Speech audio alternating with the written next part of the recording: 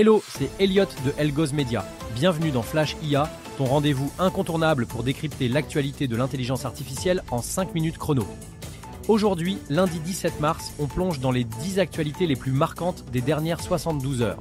Entre avancées techniques, tensions dans le secteur de la santé et polémiques éthiques, l'IA continue de transformer notre quotidien. Le géant chinois Baidu frappe fort en dévoilant Ernie 4.5 et Ernie X1, deux nouveaux modèles d'IA générative capables de rivaliser avec ChatGPT et DeepSeek. Ernie X1 en particulier se distingue par des performances avancées en raisonnement, un domaine où la Chine cherche à combler son retard face aux États-Unis. La compétition entre les grands modèles chinois et occidentaux s'intensifie. Avec ces nouveaux modèles gratuits, Baidu mise sur une adoption massive pour contrer ses concurrents. Les robots infirmiers et assistants IA commencent à apparaître dans certains hôpitaux français comme ceux de Valenciennes et Roubaix, mais le personnel soignant exprime des inquiétudes. Qualité des soins, humanisation et sécurité des patients sont au cœur des tensions. L'IA promet d'optimiser les soins et de réduire la charge administrative, mais la crainte d'une déshumanisation du métier freine son adoption. Une étude alarmante publiée par Les Numériques révèle que 60% des réponses fournies par l'IA contiennent des erreurs.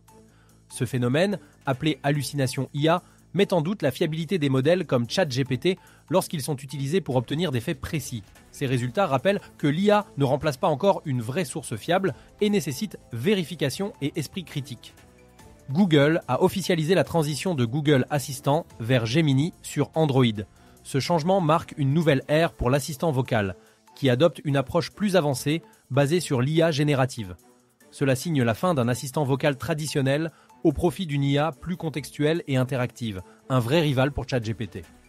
SoftBank et OpenAI s'associent pour convertir une ancienne usine LCD de Sharp en méga-centre de données dédié à l'IA.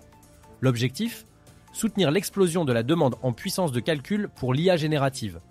L'infrastructure est un enjeu clé de la bataille pour l'IA. Ceux qui possèdent de la puissance de calcul dominent le marché. Des utilisateurs ont trouvé un moyen de pirater Imagen 3 de Google pour supprimer les filigranes des images protégées. Cette faille soulève des problèmes juridiques et éthiques majeurs. Cela facilite la contrefaçon et met en danger la propriété intellectuelle des créateurs de contenu. Alors que iOS 19 approche, des tensions internes émergent chez Apple.